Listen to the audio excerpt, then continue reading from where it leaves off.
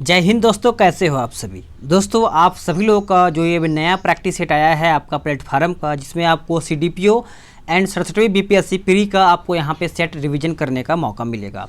इसमें क्या है कि आपको टोटल पता ही है, आपका 150 क्वेश्चन देखने को मिलेगा। ये आपका सेट नंबर 2 है। इसके पहले का भी एक प्रैक्टिस सेट आपका अपलोड कर दिया गया है, प्लेलिस्ट बनाया गया है, वहाँ से आप जा कर के देख सकते हैं। अगर आप बिहार एसआई पीटी का भी एग्ज़ाम आपको देना है तो यह सोचिए कि आपके लिए बहुत ही ज़्यादा स्पेशल क्वेश्चन सेट आपका यहाँ पे है, क्योंकि बिहार एसआई पीटी में जो आपका क्वेश्चन पूछा जाएगा वो बीपीएससी लेवल का होगा। थोड़ा बहुत आपका अच्छा खासा क्वेश्चन आपको पूछा जाएगा, ठीक है।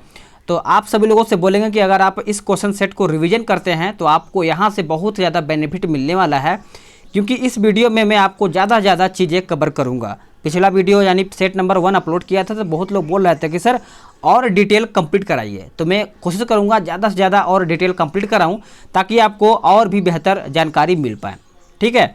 अगर आपको पीडीएफ डाउनलोड करना है तो पीडीएफ का जो लिंक है आपको डिस्क्रिप्शन में मिल जाएगा, वहां से आप पीडीएफ का डाउनलोड कर पाएंगे। टेलीग्राम ग्रुप को ज्वाइन करना ना भूलिएगा, क्योंकि टेलीग्राम ग्रुप से आपको सभी चीज़ें अपडेट कराया जाता है। तो अभी तुरंत टेलीग्राम ग्रुप को ज्वाइन कर लीजिए। अगर आप वहां से ज्वाइन नहीं हो पाते हैं तो टेलीग्राम पे जाइएगा, वहां पे लिखिएगा जीके विद सूरज, आपको वहां पे चैनल आ जाएगा, वहां से आप ज्वाइन हो पाएंगे। तो चलिए सेट शुरू कर लेते हैं। आज का पहला प्रश्न क्या है, इसको हम देखते हैं। उससे पहले आप सभी लोगों से एक बार रिक्वेस्ट करेंगे कि वीडियो को लाइक कर दीजिएगा और ज़्यादा से ज़्यादा शेयर करिएगा, अपने फेसबुक में ज़रूर शेयर करिएगा, ताकि और भी लोग इस वीडियो के माध्यम से अपना सेट रिवीजन कर पाएँ। तो पहला प्रश्न क्या है, इसको हम देख लेते हैं। प्राचीन राजगृह को कितने पहाड़ियों से घिरा हुआ नगर बताया गया है? तो इसका आंसर देखा जाए तो आपका बी हो जाएगा 5। देखिए राजगीर की पहाड़ियाँ जो हैं 5 हैं आपका, देखा जाए तो विपुलगिरी, रत्नागिरी, उदयगिरी, स्वर्णगिरी और वैभवगिरी। राजगिरी का प्राचीन नाम सभी लोग को पता ही होगा, गिरिव्रज, वसुमतीपुर, उसके बाद बृहदेश यानी बृहद्रथपुर भी है, ठीक है। गिरिव्रज मगध महाजनपद की प्रारंभिक राजधानी भी थी, तो आप इतना याद रखिएगा। अगला प्रश्न है क्वेश्चन नंबर 2, कहता है प्राग ज्योतिपुर यानी प्राग ज्योतिषपुर प्राचीन काल में प्रसिद्ध स्थान किस क्षेत्र से संबंधित था? तो ये देखा जाए तो नेपाल से संबंधित था। आंसर आपका यहाँ पे क्वेश्चन नंबर 2 का आंसर एक सेकेंड, क्वेश्चन नंबर 2 है ना, तो क्वेश्चन नंबर 2 का आंसर इसमें सी होगा, असम हो जाएगा। देखिए बात करेंगे कि असम क्षेत्र को प्राचीन काल में कामरूप कहा जाता था। कामरूप की प्राचीन राजधानी देखा जाए तो प्राग ज्योतिषपुर थी, जो गुवाहाटी से यानी गुवाहाटी के निकट बसी हुई है। महाभारत में यहाँ के राजा यानी नरकासुर का उल्लेख मिलता है। अगला प्रश्न है क्वेश्चन नंबर 3, कहता है कि मौर्य प्रशासन में शताध्यक्ष किस विभाग का अध्यक्ष होता था? तो इसका आंसर हो जाएगा ऑप्शन बी, राज्य भूमि विभाग का प्रमुख, यानी देखा जाए तो बी आपका यहाँ पे उत्तर हो जाएगा। क्वेश्चन नंबर 4 देखते हैं। क्वेश्चन नंबर 4 कहता है कि पटना का नाम अजीमाबाद निम्नांकित में से किसके नाम पर रखा गया था?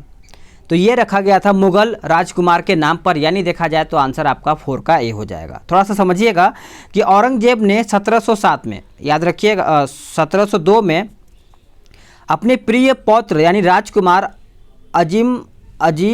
अजीमुर्सान को बिहार का सूबेदार नियुक्त किया था। बिहार में राजकुमार अजीमुर्सान का कार्यकाल दशक तक रहा था, ठीक है। अगला क्वेश्चन है कि सैडलर विश्वविद्यालय आयोग का गठन किस वर्ष किया गया था? सैडलर, तो सैडलर से संबंधित याद रखिएगा 1917 में ये किया गया था। बात करेंगे कि 1917 ईस्वी में सरकार ने कोलकाता विश्वविद्यालय की समस्याओं के अध्ययन के लिए एक आयोग का गठन किया था। दूसरा पॉइंट है कि लीड्स विश्वविद्यालय के उपकुलपति डॉक्टर M.E.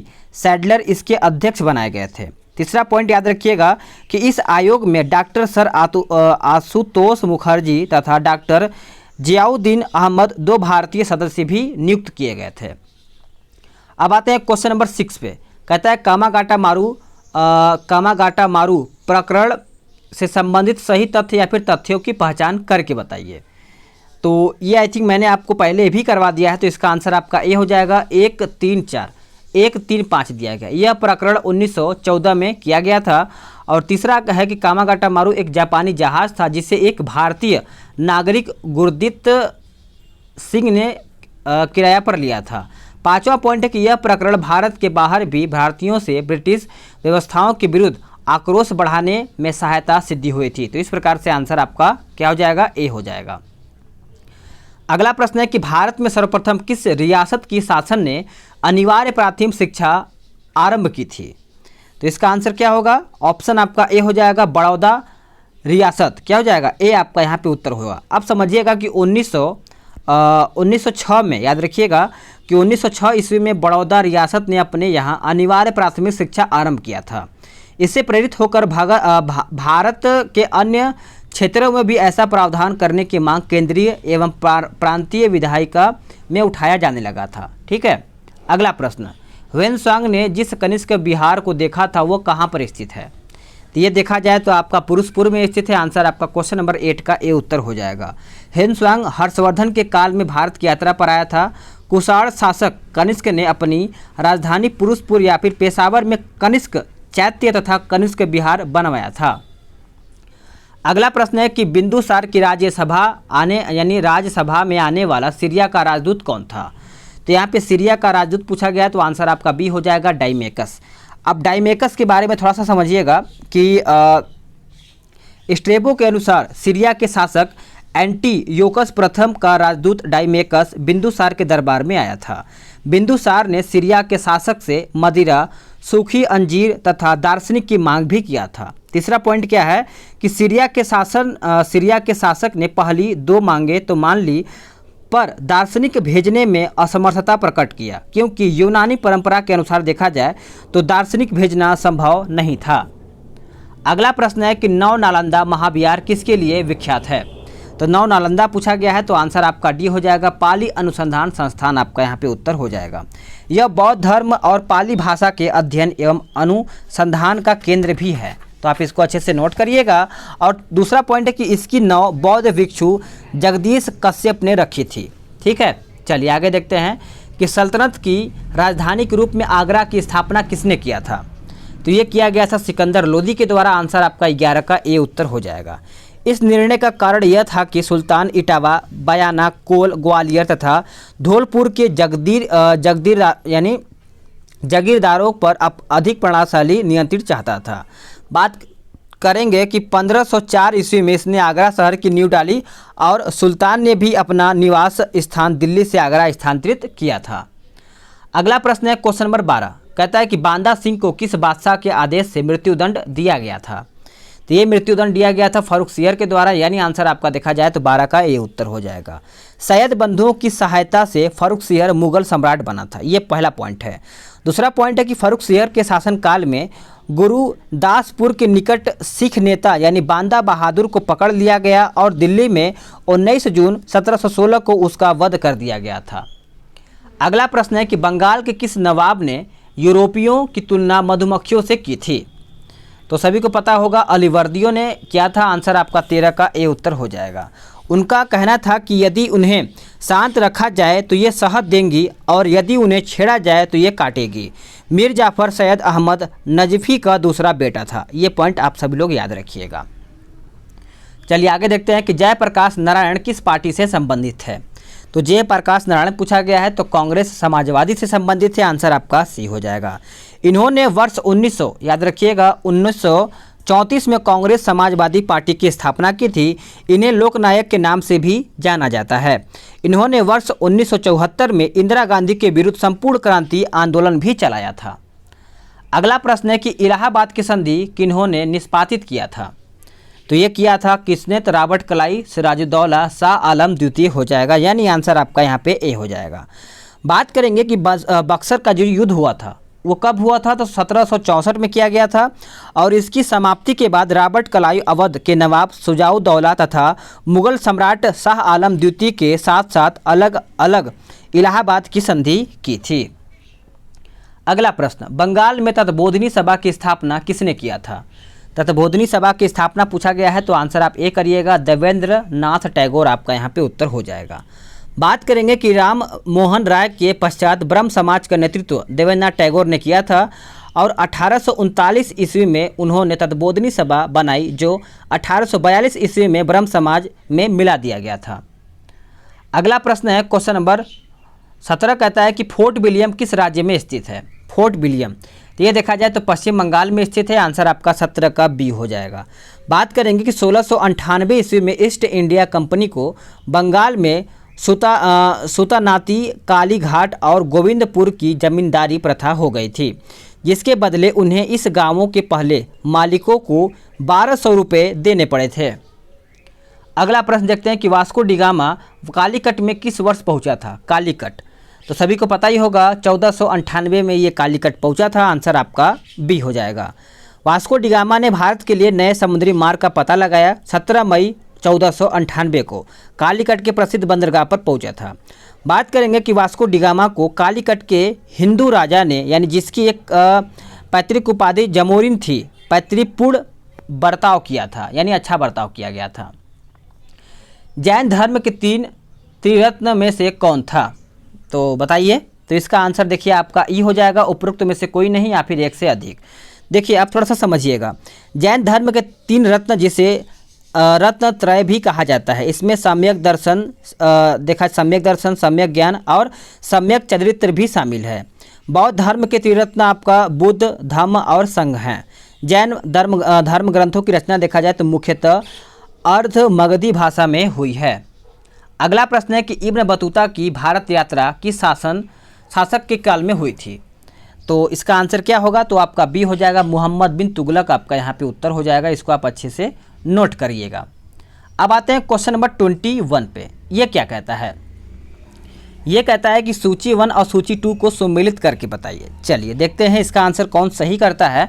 तो इसका आंसर देखिए आपका क्वेश्चन नंबर 21 का बी आंसर हो जाएगा, यानी बारदोली सत्याग्रह देखा जाए तो सरदार वल्लभ भाई पटेल, और भारतीय किसान विद्यालय देखा जाए तो आपका चला जाएगा NG रंगा। बंगाल प्रजा पार्टी जो है ये आपका चला जाएगा तीसरे में फजलुल हक हो जाएगा, और बकासत संघर्ष जो है ये आपका चला जाएगा पहला में, यानी स्वामी श्रद्धानंद सरस्वती हो जाएगा। अगला प्रश्न देखते हैं कि क्रांतिकारियों के एक गुप्त समाज यानी अभिनव भारत का गठन किसने किया था। तो ये किसने किया था, तो BD सावरकर के द्वारा किया गया था। आंसर आपका 22 का ए हो जाएगा। विनायक दामोदर सावरकर ने 1904 में महाराष्ट्र में अभिनव भारत यानी इसका संस्थान या फिर स्थापित किया था। अभिनव भारत संगठन के एक सदस्य PN बापट बम बनाने की कला सीखने के लिए पेरिस भी गए थे। अगला प्रश्न देखते हैं कि भारतीय राष्ट्रीय कांग्रेस की स्थापना किस वायसराय के काल में हुई थी। तो ये हुआ था आपका लॉर्ड डफरिन के काल में। आंसर आपका देखा जाए तो बी हो जाएगा। वायसराय लॉर्ड डफरिन के काल में भारतीय राष्ट्रीय कांग्रेस की स्थापना 1885 ईस्वी में A.O. ह्यूम द्वारा किया गया था। इसका पहला अधिवेशन सभी को पता है 28 दिसंबर 1885 को बम्बई स्थित गोकुलदास तेजपाल संस्कृत विश्वविद्यालय में आयोजित किया गया था। इसमें 72 प्रतिनिधियों ने भाग लिया था। ठीक है, आगे देखते हैं। अगला प्रश्न है कि निम्नलिखित में से सही तिथिवार क्रम में नीचे दिए गए कोड में से चुनिए, बताइए। इसका आंसर क्या होगा, तो इसका आंसर 24 का देखा जाए तो आपका आंसर क्या हो जाएगा, तो सी उत्तर हो जाएगा। आप सभी लोग इसको याद रखिएगा, यानी CABT होम रूल आंदोलन, उसके बाद रोलैक्ट, फिर उसके बाद बी आपका सामियन, उसके बाद डी आपका है गिरविन, जो गांधी इरविन समझौता हुआ था। अगला प्रश्न है कि स्वतंत्रता पश्चात गठित अंतरिम मंत्रिमंडल में रक्षा मंत्री किसे बनाया गया था। तो देखा जाए तो आपका सरदार बलदेव सिंह हो जाएगा। आंसर आपका 25 का ए उत्तर हो जाएगा। देखिए अंतरिम सरकार का गठन कैबिनेट मिशन के प्रस्ताव पर 2 सितंबर 1946 ईस्वी में किया गया था। अंतरिम सरकार में कार्यकारी परिषद के उपाध्यक्ष सभी लोग को पता होना चाहिए पंडित जवाहरलाल नेहरू थे। ठीक है, चलिए आगे देखते हैं। अगला प्रश्न है कि वर्ष 1934 में कांग्रेस समाजवादी पार्टी का गठन किसके द्वारा किया गया था। तो ये किसके द्वारा किया गया था, तो जयप्रकाश नारायण एवं आचार्य नरेंद्र देव के द्वारा किया गया था। आंसर आपका बी हो जाएगा। बात करेंगे कि 1934 में कांग्रेस के अंदर ही जयप्रकाश नारायण, आचार्य नरेंद्र देव, उसके बाद योगेंद्र शुक्ला, मीनू मसानी, ये सब कांग्रेस समाजवादी पार्टी का गठन किया गया था। जयप्रकाश नारायण बिहार सोशलिस्ट पार्टी से जुड़े हुए थे। अगला प्रश्न है कि भारत छोड़ो आंदोलन 1942 के दौरान बिहार सचिवालय की इमारत पर झंडा फहराने के प्रयास में 7 छात्र अंग्रेजी सरकार की कार्यवाही में शहीद हो गए। यह घटना किस तारीख को की गई थी। तो इसका आंसर सभी लोग को पता ही होगा, 11 अगस्त 1942 आपका यहाँ पे उत्तर हो जाएगा। देखिए 14 जुलाई 1942 को कांग्रेस कार्यकारिणी समिति के द्वारा भारत छोड़ो आंदोलन प्रस्ताव वार्धा में पारित किया गया था। बात करेंगे कि 9 अगस्त 1942 को राजेंद्र प्रसाद गिरफ्तार किए गए थे। तत्पश्चात राजेंद्र प्रसाद की गिरफ्तारी का कड़ा विरोध बिहारी छात्रों द्वारा किया गया था। अगला प्रश्न है कि बिहार में होम रूल लीग के अध्यक्ष निम्नलिखित में से कौन थे। तो अभी मैंने आपको बताया इसका आंसर आपका 28 का आंसर सी हो जाएगा, मजहरुल हक हो जाएगा, यानी आंसर आपका सी हो जाएगा। देखिए, होम रूल आंदोलन के जनक भारत में एनी बेसेंट थी। भारत में होम रूल आंदोलन आयरलैंड से लिया गया है। अगला प्रश्न है कि वर्ष 1928 की जमशेदपुर मजदूर हड़ताल को समाप्त करने में किस राष्ट्रीय नेता ने अहम भूमिका निभाई थी। तो इसका आंसर आपका डी हो जाएगा, सुभाष चंद्र बोस आपका यहाँ पे आंसर हो जाएगा। पटना में पहली बार स्वराज दल की बैठक कब हुई थी। तो ये कब हुआ था बताइए। तो इसका आंसर देखा जाए तो डी हो जाएगा, यानी 2 जून 1923 में ये किया गया था। बिहार स्वराज दल के अध्यक्ष देखा जाए तो नारायण प्रसाद को माना जाता है। स्वराज पार्टी का उद्देश्य चुनाव में भाग लेकर सदन के अंदर जाकर ब्रिटिश सरकार का सशक्त विरोध करना था। अगला प्रश्न है कि निम्न में से किस चार्टर अधिनियम द्वारा बंगाल का गवर्नर जनरल पद को भारत का गवर्नर जनरल कहा जाने लगा है। तो इसका आंसर आपका बी हो जाएगा, चार्टर जो 1833 के द्वारा ये किया गया था। आंसर आपका यहाँ पे बी हो जाएगा। बिना किसी अतिरिक्त प्रभार का स्वतंत्र प्रभार का भारत का प्रथम गवर्नर देखा जाए तो जनरल लॉर्ड विलियम बेंटिंक थे। अगला प्रश्न है कि 1858 के उपरांत समाज सुधार के प्रति ब्रिटिश सरकार की क्या नीति थी। तो इसकी देखा जाए नीति तो इससे अलग रहने की नीति थी। आंसर आपका 32 का सी उत्तर हो जाएगा। बात करेंगे कि 1858 की घोषणा में सामग्री ने अपनी भारतीय प्रजा को आश्वासन दिया कि उनके धार्मिक विश्वासों में कोई हस्तक्षेप नहीं किया जाएगा, बल्कि उनके प्राचीन विश्वासी आस्थाओं और परंपराओं का सम्मान किया जाएगा। ठीक है, चलिए आगे देखते हैं कि चीनी यात्री भारत को क्या कहते थे। चीनी यात्री भारत को देखा जाए तो कहते थे ऑप्शन बी यिनचू। आप सभी लोग अच्छे से याद रखिएगा कि ईसा की प्रथम शताब्दी में चीन में बौद्ध धर्म का प्रवेश होने पर चीनियों ने भारत के लिए यिनचू शब्द का प्रयोग किया था। हेन स्वांग के बाद वहां पर यिनचू शब्द का चलन हो गया और चीन ने भारत को चंद्रमुखी नाम दिया था। ठीक है, अगला क्वेश्चन है कि मुस्लिम लीग ने मुक्ति दिवस कब मनाया था। तो ये मनाया गया था, आप सभी लोग नोट करिएगा, 1939 में, जब प्रांतों में कांग्रेस मंत्री मंडलों ने त्यागपत्र दे दिया था। तो इस प्रकार से 34 का आंसर देखा जाए तो सी आंसर हो जाएगा। देखिए 22 दिसंबर 1939 को मुस्लिम लीग ने मुक्ति दिवस मनाया था। ठीक है, आप सभी लोग याद रखिएगा 22 दिसंबर को। अगला क्वेश्चन है किसने 1840 के करीब कूका आंदोलन को प्रारंभ किया था। कूका आंदोलन, तो इसका आंसर क्या हो जाएगा, ऑप्शन ए हो जाएगा, भगत जवाहर मल। क्या हो जाएगा, भगत जवाहर मल। देखिए इस आंदोलन का उद्देश्य सभी लोग याद रखिएगा, सिख धर्म में फैली बुराइयों एवं सामाजिक अंधविश्वास को दूर करना था। प्रारंभ में कूका आंदोलन एक धार्मिक सुधार आंदोलन था। नेक्स्ट क्वेश्चन है क्वेश्चन नंबर 36, कहता है वृहद महान हिमालय में पाए जाने वाले प्रमुख चोटियों का क्रम ऊंचाई के आधार पर अवरोही क्रम में निम्न में से किस विकल्प में अवस्थित है। तो इसका आंसर आपका सी हो जाएगा, माउंट एवरेस्ट, कंचनजंगा, मकालू, धौलावीरा, नंगा पर्वत, उसके बाद आपका अन्नपूर्णा हो जाएगा। तो इसका आंसर आपका यहाँ पे सी हो जाएगा। थोड़ा बहुत आप सभी लोग को बाहर की आवाज़ सुनाई दे रही होगी, थोड़ा बहुत चिड़ियाँ वगैरह ये बोल रही हैं। ठीक है, क्योंकि आंगन है, आंगन में बहुत ज़्यादा शोर होता है, इसके लिए आप इग्नोर कीजिएगा, बस आप सेट लगाते रहिए, आपको सेट का क्वेश्चन अच्छे से सुनाई दे रहा होगा। निम्नलिखित में से भारत में किस राज्य का समुद्री तट सबसे अधिक लंबा है। तो इसका आंसर क्या हो जाएगा, आंध्र प्रदेश हो जाएगा, यानी बी उत्तर हो जाएगा। देखिए भारत में सबसे लंबा समुद्र तटीय राज्य गुजरात का है, देखा जाए तो 1214.5 किलोमीटर है। भारत में सबसे छोटी समुद्र तटीय राज्य सभी को पता है कौन सा है, तो गोवा आपका यहाँ पे हो जाएगा। कुल्लू, कांगड़ी, उसके बाद नामचा, बरवा तथा नागा पहाड़ी क्षेत्र हिमालय के प्रादेशिक विभाजन के किस खंड के अंतर्गत आते हैं। तो देखा जाए तो आंसर आपका सी हो जाएगा, असम हिमालय हो जाएगा। इसका 38 का आंसर देखा जाए तो सी उत्तर यहाँ पे हो जाएगा।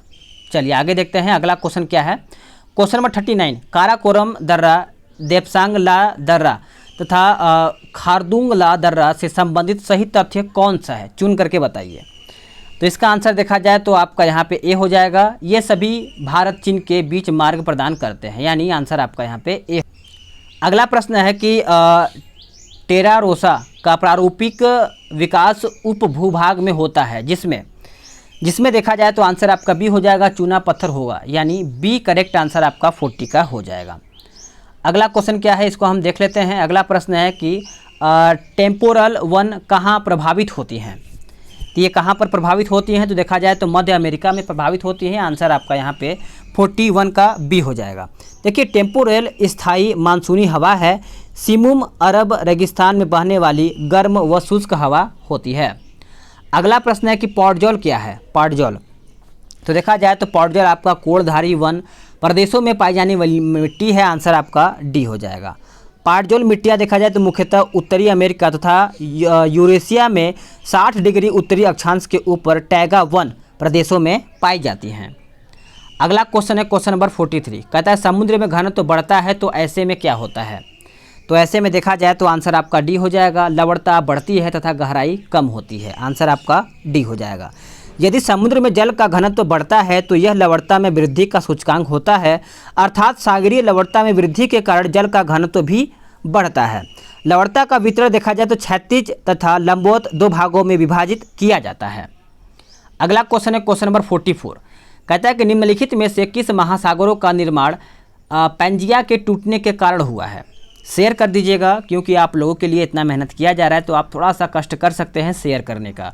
अपने व्हाट्सएप ग्रुप और अपने फेसबुक में ज़रूर शेयर करिएगा ताकि इस वीडियो के माध्यम से और भी लोग सेट रिवीजन कर पाएँ। ठीक है, चलिए, तो इसका आंसर आपका ई हो जाएगा। उपयुक्त में से कोई नहीं या फिर एक से अधिक हो जाएगा। इसको समझिएगा कि अटलांटिक महासागर, हिंद महासागर, प्रशांत महासागर एवं आर्कटिक महासागर सभी का निर्माण पैंजिया के टूटने के कारण ही हुआ है। बात करेंगे कि वैगनर जनवरी के वैज्ञानिक थे। इन्होंने 1912 में अपना प्रसिद्ध महाद्वीपीय विस्थापन सिद्धांत दिया था। अगला प्रश्न है कि एशियाटिक बब्बर शेर का निवास कहाँ पर है। एशियाटिक देखा जाए तो इसका आंसर आपका सी हो जाएगा। गिर ये आप कहाँ पड़ता है, तो ये आपका गुजरात में पड़ता है। बात करेंगे कि 1969 ईस्वी में गिर वन को अभ्यारण्य का दर्जा दिया गया था। कब, तो 1969 में। और 1975 में नेशनल पार्क का दर्जा इसको दे दिया गया था। यानी करीबन देखा जाए तो 5 साल 6 साल के बाद इसको नेशनल क्या बोलते हैं कि राष्ट्रीय गुजरात यानी नेशनल पार्क का दर्जा दिया गया था। चलिए आगे देखते हैं। अगला प्रश्न क्या कहता है। अगला प्रश्न है कि निम्नांकित में से कौन अंतरिक्ष में नहीं पाया जाता है। तो अंतरिक्ष में क्या नहीं पाया जाता है, तो आपका ब्रिटल स्टार हो जाएगा। यानी आंसर आपका यहाँ पे ए हो जाएगा।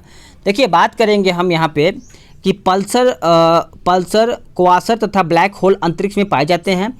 ब्रिटल स्टार का संबंध देखा जाए तो एनोमेलिया जगत यानी इकाइनोडर्मेटा संघ तथा ओफियोडिया वर्ग से है, जो समुद्री जीव हैं, इसे मछली के समीप माना जाता है। ठीक है, चलिए आगे देखते हैं। अगला क्वेश्चन क्या है। अगला है कि मानस नदी किस नदी की उपनदी है। तो ये देखा जाए तो आपका ब्रह्मपुत्रा हो जाएगा। आंसर आपका 47 का ए होता है, हो जाएगा उत्तर। अगला प्रश्न है कि निम्नलिखित में से कौन सा महाद्वीप क्षेत्रफल के अनुसार सबसे बड़ा है। तो क्षेत्रफल के अनुसार देखा जाए तो अफ्रीका हो जाएगा। यानी 48 का आंसर आपका यहाँ पे ए उत्तर हो जाएगा। देखिए विश्व में कुल 7 महाद्वीप है, जिनमें से एशिया महाद्वीप क्षेत्रफल की दृष्टि से देखा जाए तो सबसे बड़ा है। इसका करीबन देखा जाए तो आप सभी लोग याद रखिएगा 44579000 आपका यहाँ पे इसका क्या बोलते हैं क्षेत्रफल करीबन इसका दिया गया है। अगला प्रश्न है कि निम्न में से कहाँ जल विद्युत गृह स्थित है। तो आंसर आपका यहाँ पे डी हो जाएगा, कोयना। बात करेंगे कि भारत की प्रथम जल विद्युत प्रोजेक्ट 1902 में कावेरी नदी पर शिव समुद्र में स्थापित किया गया था और एशिया का वास्तव में प्रथम जल विद्युत प्रोजेक्ट भी माना जाता है। हिमाचल प्रदेश की संजय भूमिगत जल विद्युत परियोजना एशिया की सबसे प्रथम भूमिगत जल विद्युत प्रोजेक्ट है। अगला प्रश्न है क्वेश्चन नंबर 50, कहता है निम्न में से कौन सुमेलित नहीं है। कौन सुमेलित नहीं है, तो आपका आंसर कैंटरबरी घास के मैदान यूरोप, ये आपका गलत है। देखिए कैंटरबरी जो घास का मैदान है ये आपका देखा जाए तो कहाँ पे पाया जाता है, न्यूजीलैंड में स्थित है। कहाँ पे, न्यूजीलैंड में। अगला प्रश्न है कि वर्ष 2011 की अंतिम जनगणना के अनुसार बिहार राज्य की कुल साक्षरता 63.80% है। भारत की कुल साक्षरता में यह कितने प्रतिशत कम है। तो इसका आंसर देखा जाए क्वेश्चन नंबर 51 का तो आपका 11.2% हो जाएगा। क्षेत्रफल के आधार पर भारत का सबसे बड़ा एवं सबसे छोटा राज्य कौन सा है। चलिए बताइए इसका आंसर क्या होगा। इसका आंसर सभी लोग सही करेंगे, कोई गलत नहीं करेगा। तो आपका राजस्थान और गोवा हो जाएगा। सभी लोग याद रखिएगा कि 30 मार्च 1949 को बृहदेश्वर यानी बृहत्तर राजस्थान संघ का गठन किया गया था। राजस्थान का क्षेत्रफल सभी लोग याद रखेंगे 3,42,239 वर्ग किलोमीटर है। ठीक है, चलिए आगे देखते हैं। चलिए अगला प्रश्न है क्वेश्चन नंबर 53, कहता है भारत का पहला हथियार संग्रहालय कहाँ पर अवस्थित है। चलिए बताइए इसका आंसर क्या होगा। तो इसका आंसर देखा जाए तो आपका यहाँ पे उड़ीसा हो जाएगा, यानी ए उत्तर यहाँ पे हो जाएगा। देश में, याद रखिएगा, देश में अपनी तरह का पहला हथियार संग्रहालय उड़ीसा के चांदीपुर में प्रारंभ किया गया था। इस संग्रहालय में विजेता टैंक भी शामिल है, जिसने 1971 के भारत पाकिस्तान युद्ध में अहम भूमिका निभाई थी, 1971 के। अगला क्वेश्चन है कि निम्नलिखित पर्वतों में से कौन सा इटली में अवस्थित है। इटली में देखा जाए तो आंसर आपका सी हो जाएगा, पेरेनिज हो जाएगा। क्या हो जाएगा, पेरेनिज। नेक्स्ट क्वेश्चन, एक सेकेंड, 54 है ना, तो 54 का पेरेनिज नहीं होगा, इसका आंसर आपका ई हो जाएगा। उपयुक्त में से कोई नहीं या फिर एक से अधिक। थोड़ा समझिएगा कि इसमें क्या कहता है। कहता है कि दिनारिक आल्प्स दक्षिणी और दक्षिणी पूर्वी यूरोप में पर्वत है। एपिनाइट क्या लिखा है, एपिनाइन पर्वत इटली में स्थित है। ठीक है, चलिए आगे देखते हैं। अगला क्वेश्चन है कि निम्नलिखित में से कौन चीन का सीमावर्ती नहीं है। चीन का पूछा गया है, तो आंसर आपका क्या हो जाएगा, सी हो जाएगा, बुल्गारिया। बात करेंगे क्वेश्चन नंबर 55 के बारे में। ठीक है, तो देखिए चीन में स्थलीय सीमा जिन देशों से मिलती है उसको हम मंगोलिया, रूस, Kazakhstan, Kyrgyzstan, Tajikistan, Pakistan, Afghanistan, Bharat, Nepal, Bhutan, Myanmar, Laos, Vietnam तथा उत्तर कोरिया शामिल है। अब आते हैं क्वेश्चन नंबर 56 पे। कहता है निम्नलिखित में से किस एक अधिनियम में भारत में संघीय न्यायालय की स्थापना का प्रावधान उपबंध है। तो इसका आंसर बताइए, 56 का आंसर क्या होगा। तो इसका आंसर आपका डी हो जाएगा, भारत शासन अधिनियम 1935 के द्वारा। ठीक है, आंसर आपका यहाँ पे डी उत्तर हो जाएगा। चलिए आगे देखते हैं कि भारतीय संविधान के उल्लेखित मौलिक अधिकार में से कुछ अधिकार भारत में भारतीय नागरिकों के साथ साथ विदेशियों को भी प्राप्त है। निम्नलिखित में से ऐसे अधिकार कौन से हैं। तो इसका आंसर सभी को याद ही होगा, आंसर आपका ऑप्शन ई हो जाएगा, उपयुक्त में से कोई नहीं या फिर एक से अधिक। अब थोड़ा सा समझिएगा कि बात करेंगे कि इसमें देखा जाए तो अनुच्छेद 15, 16, 19, 29 और 30 द्वारा प्रदत्त अधिकार केवल भारतीय नागरिकों को ही प्राप्त है। चलिए आगे देखते हैं। अगला प्रश्न है क्वेश्चन नंबर 58। क्या कहता है कि उपराष्ट्रपति के रूप में डॉक्टर सर्वपल्ली राधाकृष्णन का कार्यकाल निम्न में से कौन सा था। कौन सा था, तो ऑप्शन आपका देखा जाए तो ई हो जाएगा, उपयुक्त में से कोई नहीं या फिर एक से अधिक हो जाएगा। देखिए डॉक्टर SR कृष्णन 1952 से 1962 तक उपराष्ट्रपति पद पर आसीन थे। ये प्रथम और द्वितीय कार्यकाल के लिए उपराष्ट्रपति पद पर आसीन रहे थे। ये भारत के दूसरे राष्ट्रपति थे। ठीक है, चलिए आगे देखते हैं।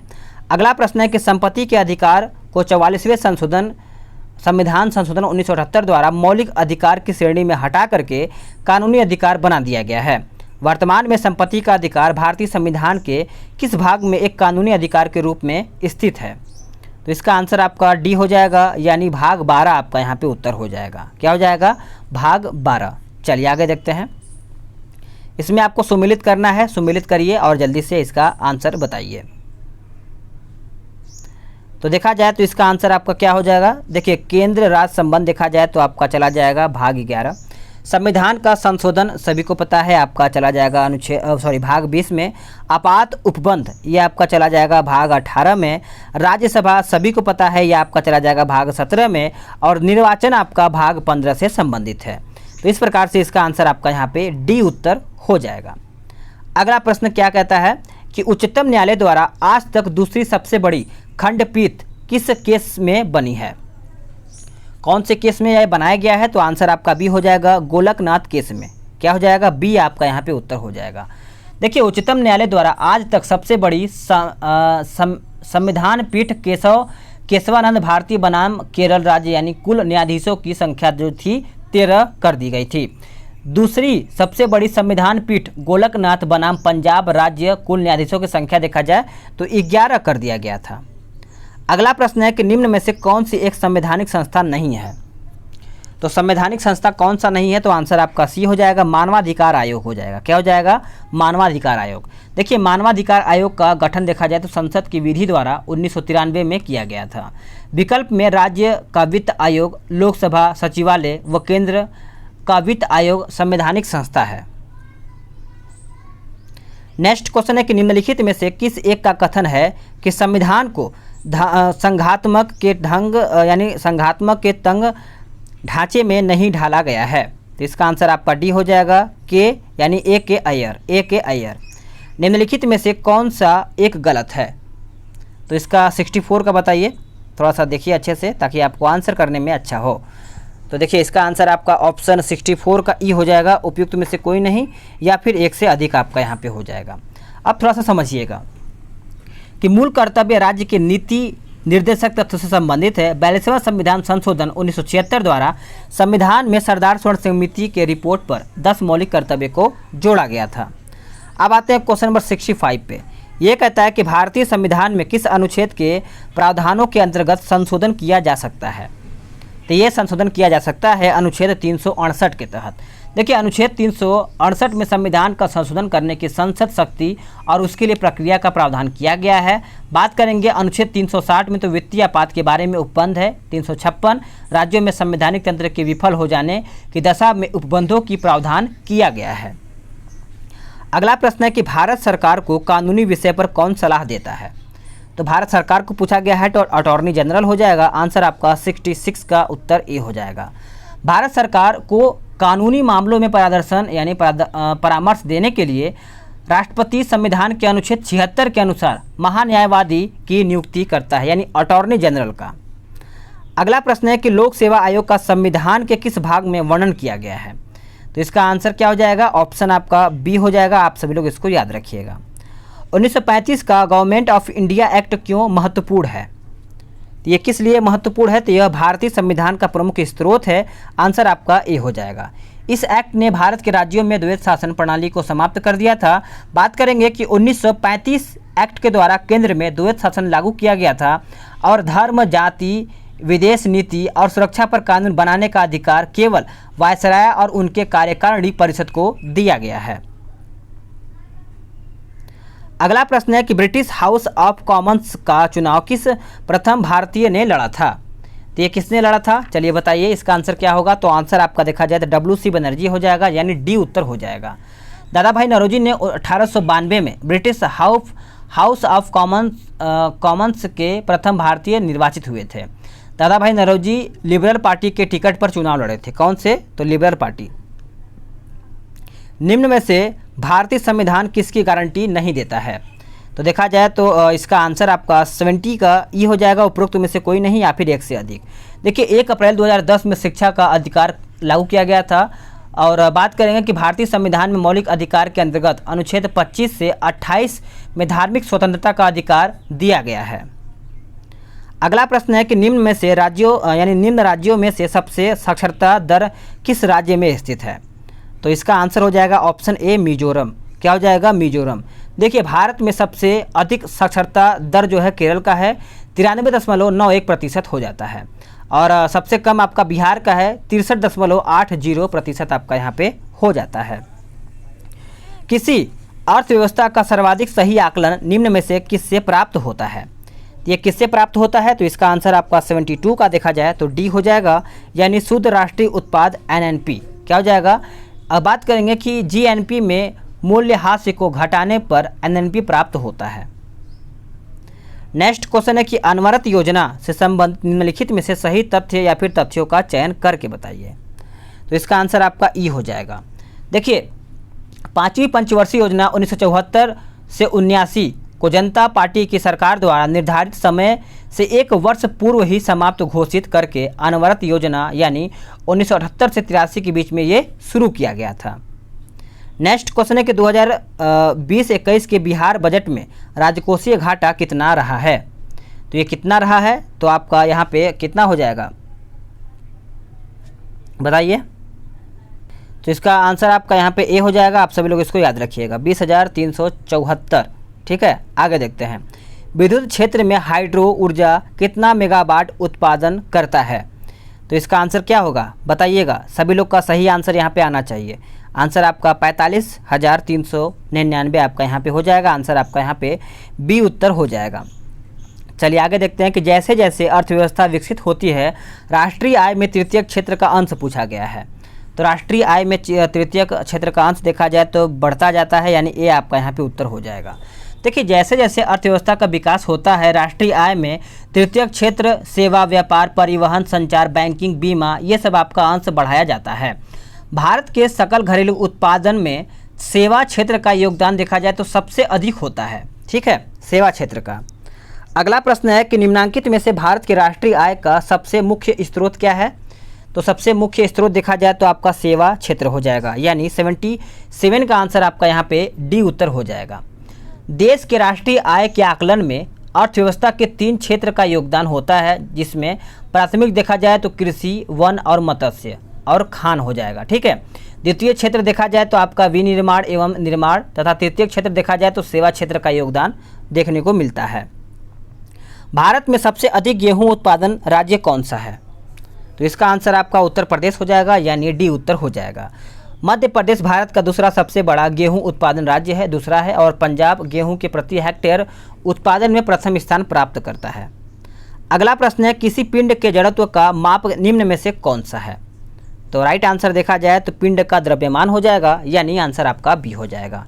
किसी पिंड की अपनी स्थिति में बने रहने की जो प्रवृत्ति होती है उसी का जड़त्व कहते हैं। किसी पिंड का जड़त्व उसके द्रव्यमान से सीधे अनुपातिक होता है। अगला प्रश्न है कि गुरुत्वाकर्षण नियतांक का एसआई मात्रक निम्न में से कौन है? तो आंसर आपका ऑप्शन डी हो जाएगा। एक रडार जो शत्रु के वायुयान की उपस्थिति का पता लगाता है या प्रयोग करता है, कौन सा तरंग? तो देखा जाए तो इसका आंसर आपका बी हो जाएगा, रेडियो तरंग। सभी को पता ही होगा कि रेडियो तरंगे वे विद्युत चुंबकीय तरंगे हैं जिनका तरंग दैर्घ्य 10 सेंटीमीटर से 100 सेंटीमीटर के बीच से होता है। अगला क्वेश्चन है क्वेश्चन नंबर 82, कहता है शुगर का आणविक सूत्र जो आपका सूत्र होता है निम्नांकित में से कौन सा है?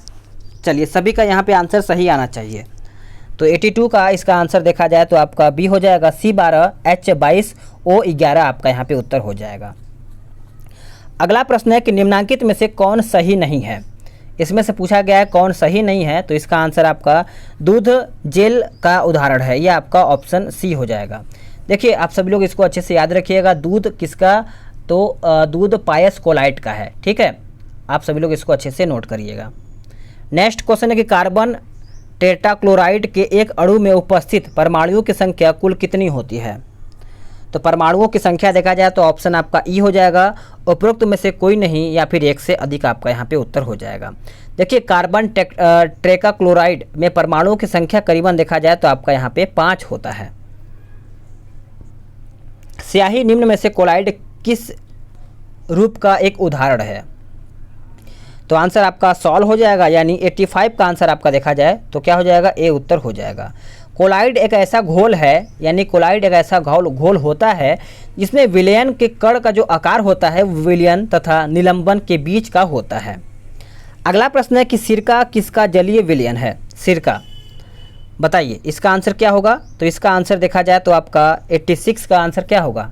86 का आंसर देखा जाए तो आपका यहाँ पे उत्तर हो जाएगा ऑप्शन डी, एसिटिक अम्ल हो जाएगा। क्या हो जाएगा? एसिटिक अम्ल आपका यहाँ पे 86 का हो जाएगा। आज सिर्फ 90 क्वेश्चन ही कंप्लीट किया जाएगा और 60 क्वेश्चन आपका दूसरे वीडियो में, क्योंकि 2 पार्ट में इसको मैं अपलोड करूंगा और पूरा डिटेल के साथ इसको प्रोवाइड करूंगा ताकि आपको देखने में कम समय में और आसानी से मज़े के साथ आप इसको अच्छे से रिवीजन भी कर पाएँ। ठीक है, चलिए अगला क्वेश्चन है कि तपेदित रोग की पहली बार खोज कब और किसके द्वारा किया गया था? तो इसका आंसर आपका 87 का देखा जाए तो 1882 ईस्वी में जर्मन वैज्ञानिक रॉबर्ट कोच के द्वारा किया गया था। ए आपका यहाँ पे उत्तर 87 का हो जाएगा। देखिए तपेदित रोग जो होता है फेफड़े को प्रभावित करता है। तपेदित रोग का कारण माइकोबैक्टीरियम यानी ट्यूबरक्लोसिस जीवाणु होता है। रॉबर्ट कोच कालरा ने टीबी और एंथ्रेक्स रोगों पर महत्वपूर्ण शोध किया था। अगला प्रश्न क्या है? 88 कहता है मलेरिया निम्न में से किससे होने वाला रोग है? मलेरिया, तो मलेरिया सभी लोग अच्छे से नोट कर लेंगे। 88 का उत्तर आपका ए हो जाएगा, प्रोटोजोआ। क्या हो जाएगा? प्रोटोजोआ आपका यहाँ पे उत्तर हो जाएगा। मलेरिया तिल्ली एवं आरबीसी को प्रभावित करता है। अगला क्वेश्चन है क्वेश्चन नंबर 89, कहता है कि निम्न में से कौन बारूदी सुरंगों का पता लगाने में उपयोग होता है? बारूदी सुरंगों का, तो इसका आंसर आपका बी हो जाएगा, मधुमक्खी। क्या हो जाएगा? मधुमक्खी आपका यहाँ पे उत्तर हो जाएगा। नेक्स्ट क्वेश्चन है क्वेश्चन नंबर 90, मानव मूत्र का पीला रंग एक वर्णक के कारण होता है, जिसमें हम क्या कहते हैं, जिसे हम तो देखा जाए तो जिसे हम कहते हैं यूरोक्रोम। यूरोक्रोम देखिए मूत्र का अम्लीय होता है, आप सभी को पता ही होगा। इसका पीएच मान याद रखिएगा 6 होता है, ठीक है। इसमें 90% जल, 2.6% यूरिया और 2% लवण या जो यूरिक अम्ल आदि इसमें उपस्थित होते हैं, ठीक है। तो फ्रेंड्स आप सभी लोग का 90 क्वेश्चन पार्ट 1 में मैंने कंप्लीट करा दिया है। वीडियो को लाइक करिएगा और दूसरा पार्ट आपका अगले दिन आएगा। तो इससे क्या होगा कि आपको कम समय में रिवीजन करने का अच्छा खासा मौका मिल जाएगा। तो चलिए मिलते हैं एक नए वीडियो में। आज के लिए इतना ही रहने देते हैं। जय हिंद, वंदे मातरम।